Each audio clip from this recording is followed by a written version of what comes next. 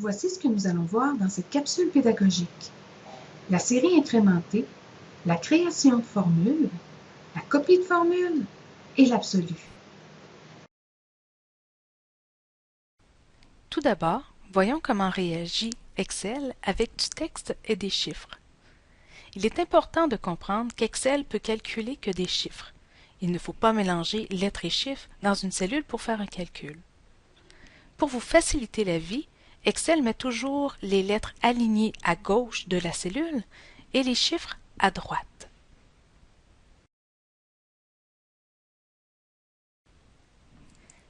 Excel vous fait gagner du temps en complétant les séries textuelles ou numériques à votre place. Prenons par exemple les mois de l'année. Tapez janvier dans une cellule, puis validez. Cliquez sur la cellule contenant le texte, puis sélectionnez la poignée de recopie dans le coin inférieur droit de la cellule. Maintenez le côté gauche de votre souris, puis glissez. Vous pouvez glisser horizontalement ou verticalement. Vous pouvez effectuer la même chose avec des chiffres. Si vous tapez le chiffre 1, par exemple, puis que vous sélectionnez la poignée de recopie, vous copiez une série du même chiffre. Cependant, si vous écrivez dans deux cellules différentes une série de chiffres à intervalles, ici 5 et 10, la copie se transforme en série de chiffres ayant le même intervalle. Il faut cependant sélectionner les cellules avant d'utiliser la poignée de recopie.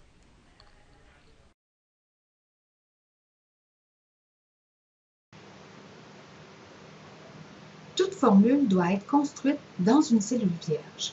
Elle doit débuter par le signe égal. Il est très important de sélectionner les cellules concernées dans le calcul.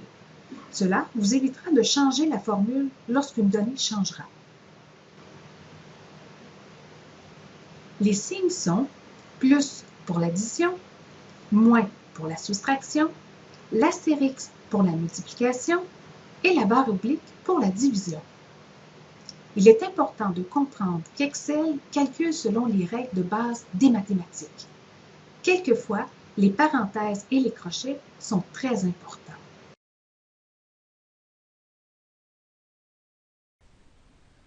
Prenons l'exemple de ce bilan financier. Vous devez additionner toutes les dépenses et les revenus. Vous désirez votre résultat dans la cellule C21. Vous devez sélectionner la cellule, puis taper « Égal » pour signifier à Excel qu'il devra faire un calcul. Puis, sélectionnez la première cellule pour le calcul, ici C4. Puis, ajoutez le signe « plus ». Sélectionnez la cellule suivante et ainsi de suite. N'oubliez pas de mettre votre signe entre les sélections des cellules. Lorsque la dernière cellule est sélectionnée, appuyez sur la touche « Entrée » pour valider. Lorsque vous sélectionnez les cellules pour construire une formule, vous permettez à Excel de modifier automatiquement le résultat du calcul si vous changez une variable. Ici, le salaire est de 4 100 $, mais nous devons mettre plutôt 6 000 $. Changez le montant dans la cellule appropriée, puis en validant, le résultat se modifie automatiquement. Vous pouvez en tout temps vérifier votre formule dans la barre de formules et la modifier au besoin. Pour les soustractions, utilisez le même principe.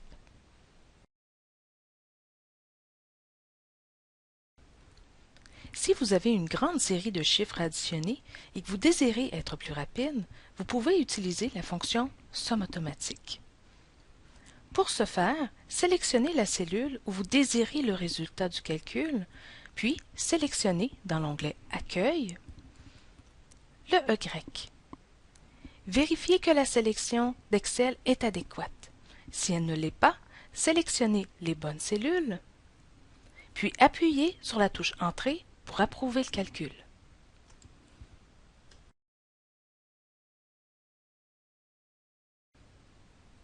Prenons l'exemple de cette facture. Vous devez multiplier la quantité au prix unitaire. dans la cellule E7, tapez égal pour signifier à Excel qu'il devra faire un calcul. Puis, sélectionnez la cellule D7, puis tapez l'astérix. Finalement, sélectionnez la cellule C7. Appuyez sur la touche Entrée pour approuver le calcul. Pour les divisions, utilisez le même principe.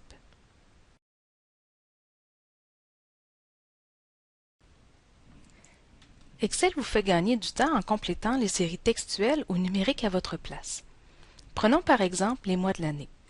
Tapez Janvier dans une cellule, puis Valider.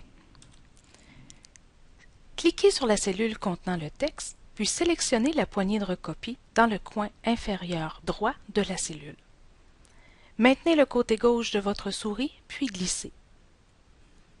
Vous pouvez glisser horizontalement ou verticalement.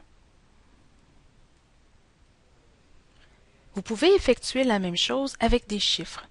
Si vous tapez le chiffre 1, par exemple, puis que vous sélectionnez la poignée de recopie, vous copiez une série du même chiffre. Cependant, si vous écrivez dans deux cellules différentes une série de chiffres à intervalles, ici 5 et 10,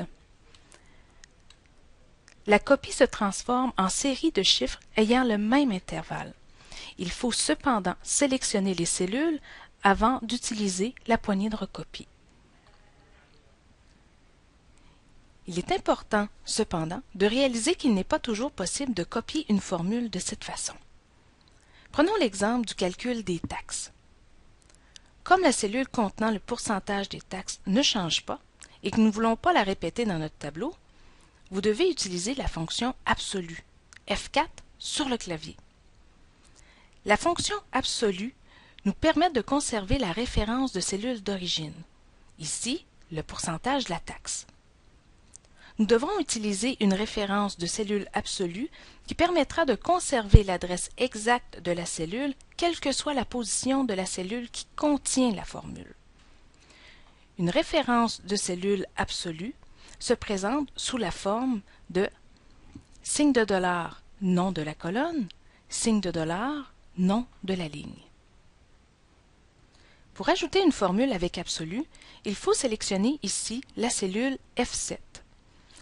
Tapez le signe égal pour signifier à Excel qu'il devra faire un calcul. Puis, sélectionnez la cellule E7, le sous-total, puis tapez le signe astérix pour signifier la multiplication. Sélectionnez la cellule du pourcentage de la TPS. Appuyez sur la touche F4 sur le clavier pour activer la fonction absolue.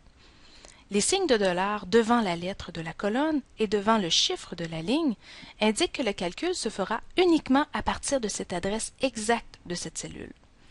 Comme la première partie de la formule, le sous-total, est sans signe de dollar, il pourra changer lors de la copie. Donc, avec la copie, les montants changeront selon le sous-total, mais restera identique selon le pourcentage de la taxe.